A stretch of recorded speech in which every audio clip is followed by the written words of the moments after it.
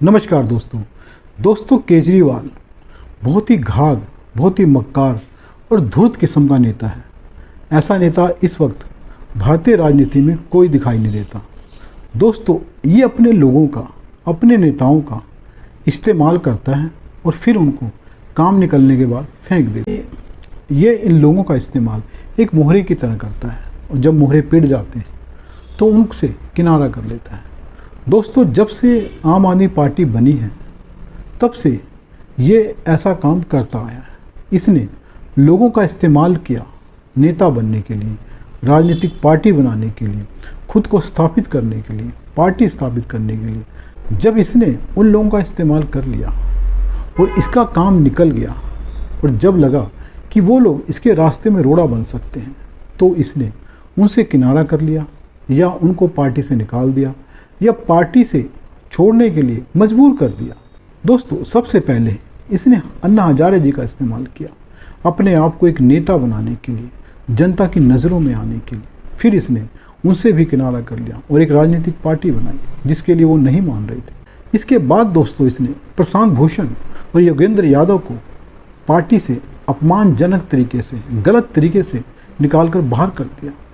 इसके अलावा इसने आशीष खेतान, कपिल मिश्रा, साजिया इल्मी, अलका लांबा और कुमार विश्वास जैसे कई नेताओं को, प्रोफेसर अनंत कुमार और भी ऐसे कई नेता हैं, सुखपाल खेरा जैसे, इन नेताओं को जब अपने रास्ते में रोड़ा पाया तो इनको पार्टी से निकलने के लिए मजबूर कर दिया।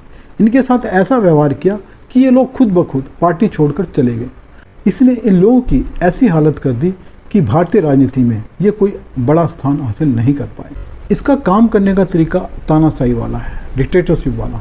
ये लोगों को मोहरे की तरह इस्तेमाल करता है। सत्येंद्र जैन और मनीष सिसोदिया, इसके दो मोहरे थे, उनका इसने भरपूर इस्तेमाल करा। और अब जो ये मोहरे पिट चुके हैं तो उनसे किनारा करने की जुगत भिड़ा रहा है। दोस्तों, पहले ये लीडर था।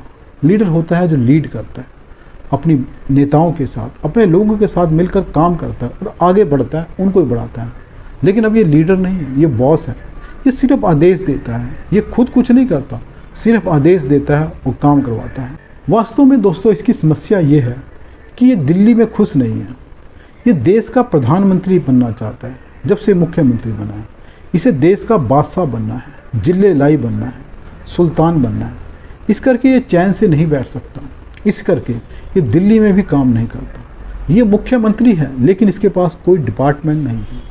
ये 5 रुपये का पेन अपनी जेब में डालकर घूम रहा है क्योंकि ये किसी कागज़ पर साइन नहीं करता, किसी फाइल पर साइन नहीं करता, किसी कमेटी का मेंबर नहीं है, इसके पास कोई डिपार्टमेंट नहीं है। ये कोई भी काम नहीं करता, सिर्फ एक काम करता है, वो है प्रधानमंत्री बनने की कोशिश।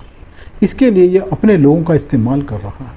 ये पूरे देश के बड़े बड़े अखबारों में विज्ञापन देता है, फुल पेज के, छोटी छोटी उपलब्धियां गिनाकर पूरे देश में विज्ञापन करता है। इसके कारण इसकी मीडिया पर पकड़ बनी हुई है।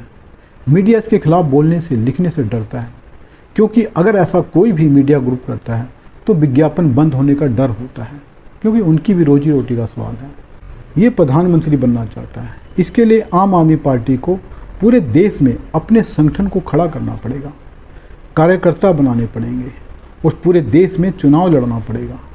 और इसके लिए बहुत सारा पैसा चाहिए और इसकी सरकार है दिल्ली में, तो इतना पैसा चंदे से नहीं आ सकता क्योंकि एक आधे राज्य की पार्टी को इतना चंदा नहीं आ सकता कि पूरे देश में चुनाव लड़ सके। इसलिए दोस्तों, इसने अपने नेताओं को, चाहे वो मनीष सिसोदिया हो, चाहे सत्येंद्र जैन हो, काम पे लगाया हुआ है कि ज़्यादा से ज़्यादा पैसा इकट्ठा करो ताकि हम पूरे देश में चुनाव लड़ सकें, संगठन खड़ा कर सकें।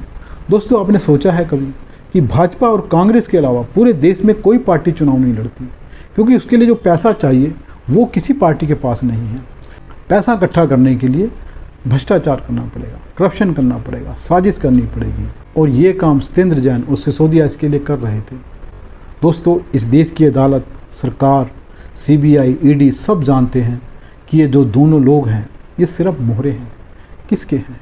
केजरीवाल के। ये बात सभी जानते हैं, सरकारें जानती हैं, एजेंसियां जानती हैं, अदालत जानती हैं, लेकिन उनकी मजबूरी है कि इसके ऊपर हाथ नहीं डाल सकते क्योंकि इसने हर जगह से अपना हाथ खींचा हुआ है। अगर कहीं कोई फंसेगा तो वही बस फंसेंगे जो काम कर रहे हैं, चाहे वो सिसोदिया हो चाहे सत्येंद्र जैन हो। अब इनका इस्तेमाल इसने कर लिया है, लेकिन ये झूठ मूठ के आंसू बहा रहा है, ये मगरमच्छी आंसू बहा रहा है। इन दोनों की हालत के लिए यही जिम्मेदार है। ये कह रहा है कि सरकार ने, एजेंसियों ने फर्जी केस में इन लोगों को अंदर कर रखा है, जेल में डाल रखा है। दोस्तों, किसी ताकतवर, प्रभावशाली और अमीर व्यक्ति को इस देश की अदालतों में फर्जी केस में फंसाकर जेल भेजना संभव नहीं है, क्योंकि जिसके पास पैसा है वो बड़े वकील खड़े कर कर अदालत में अपने आप को बचा लेता है। झूठे केस में ऐसे लोगों को नहीं फंसाया जा सकता। हाँ, सही केस में भी सजा ना हो ये तो संभव है, लेकिन झूठे केस में फंसा दिया जाए ये संभव नहीं है। मनीष सिसोदिया और सत्येंद्र जैन ऐसे ही बड़े आदमी हैं, उनको फर्जी केस में नहीं फंसाया गया है। अदालतें उनको जमानत नहीं दे रही हैं। ये कहा जा रहा है दोनों के बारे में, दोनों ही प्रभावशाली हैं, ताकतवर हैं। अगर इनको जमानत पर छोड़ा जाता है तो ये गवाहों को बरगला सकते हैं, उनको डरा धमकाकर उनका बयान बदल सकते हैं, सबूतों के साथ छेड़छाड़ कर सकते हैं। इसलिए अदालत इन दोनों को जमानत नहीं दे रही है, इसलिए आज ये जेल में बंद है।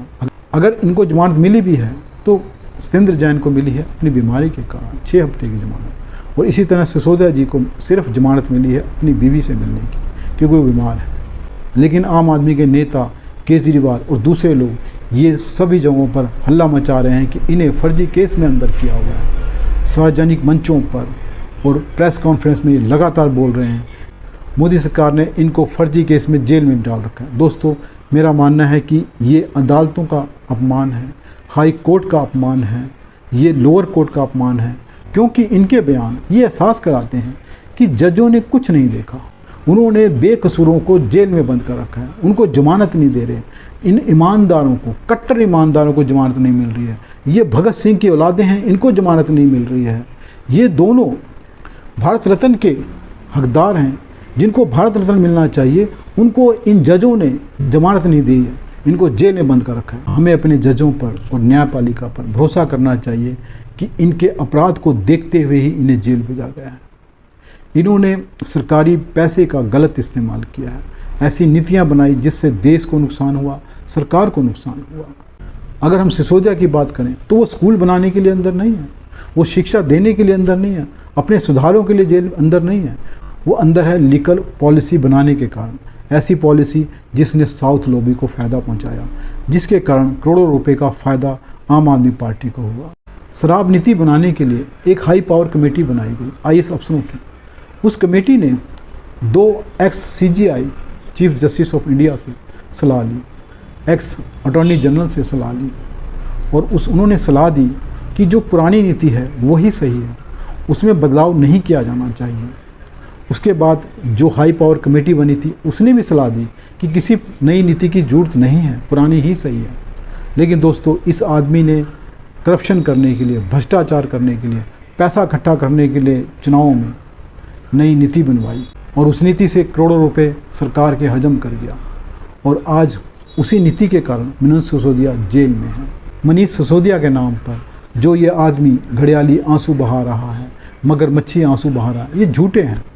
वास्तव में आप देखो तो इसके आंसू निकल भी नहीं रहे, ज़बरदस्ती रो रहा है। और उनकी हालत के लिए जिम्मेदार कौन है? यही आदमी है। इसने ही उनसे ऐसे काम करवाए कि आज वो 2 लोग जेल में हैं, सत्येंद्र जैन और मनीष सिसोदिया। अगर इसे सचमुच में मनीष सिसोदिया के लिए दर्द है, तकलीफ़ है, सत्येंद्र जैन के लिए दर्द है, तकलीफ़ है, इसको पता है कि वो बेकसूर हैं, तो ये खुद सामने आकर क्यों नहीं कबूल कर लेता कि जो कुछ उन दोनों ने किया वो इसके कहने पर किया, जो नीति बनाई गई वो इसके कहने पर बनाई गई। लेकिन नहीं ऐसा करेगा ये, क्योंकि इसने सिर्फ अपने फ़ायदे के लिए उन दोनों का इस्तेमाल किया। अब क्योंकि वो दोनों फंस गए हैं तो इस करके उनके नाम पर झूठा रोना रो रहा है, फर्जी केस में फंसने की बात कर रहे हैं, जबकि ये लोग जानते हैं कि उनका इस्तेमाल पार्टी ने, केजरीवाल ने किस तरह से किया है। अब उनके साथ क्या होगा ये तय नहीं है, वो कब बाहर आएंगे नहीं आएंगे वह भी तय नहीं है। लेकिन केजरीवाल अपने काम में लगा रहेगा, इसको प्रधानमंत्री बनना है, ये कोशिश जारी रखेगा। दोस्तों, 2 लोग तो इसके शिकार हो गए हैं, सत्येंद्र जैन और मनीष सिसोदिया। अभी इसका तीसरा शिकार होने वाला है। ये सौरभ अग्रवाल हो सकता है या फिर भगवंत मान। सौरभ अग्रवाल तो जल्दी शिकार हो सकता है कभी भी, लेकिन भगवंत मान इसका सबसे बड़ा शिकार बनेगा, क्योंकि वो इसके पीछे पीछे चल रहा है। इसकी पॉलिसियों पर, इसकी नीतियों पर, इसके आदेश पर काम कर रहा है। अगर वो इसके इशारों पर काम करता रहा दोस्तों, वो दिन ज़्यादा दूर नहीं है कि भगवंत मान भी किसी बड़े केस में फंसता नजर आएगा। वो भी जेल में बैठा होगा, उसको भी जमानत मिलने की मुश्किल होगी। मेरा मानना है कि भगवंत मान को हर कदम सोच समझ कर उठाना चाहिए। कोई ऐसा कदम नहीं उठाना चाहिए केजरीवाल की बातों में आकर, केजरीवाल के आदेश पर, इशारे पर जो उसको भारी पड़े। क्योंकि अगर वो किसी केस में फंसता है तो उसको भी भगत सिंह की औलाद कहा जाएगा, उसको भी फर्जी मुकदमे में फंसना बताया जाएगा, उसको भी भारत रत्न देने की मांग की जाएगी, उसको भी कट्टर ईमानदार बताया जाएगा, लेकिन कुछ किया नहीं जाएगा, जेल में सड़ना पड़ेगा। दोस्तों, ये नहीं पता कि केजरीवाल के जाल में कौन फंसेगा और कब फंसेगा, लेकिन दोस्तों फंसेगा ज़रूर, क्योंकि ये खुद कुछ नहीं करता, सब कुछ दूसरों से करवाता है, और जब कोई फंस जाता है तो ये हाथ खींच लेता है। ये कहीं फंसने वाला नहीं है, इसलिए इसकी नीतियाँ भी बदलने वाली नहीं है। नमस्कार दोस्तों, अगर वीडियो पसंद आए तो इसको लाइक करें, चैनल को सब्सक्राइब करें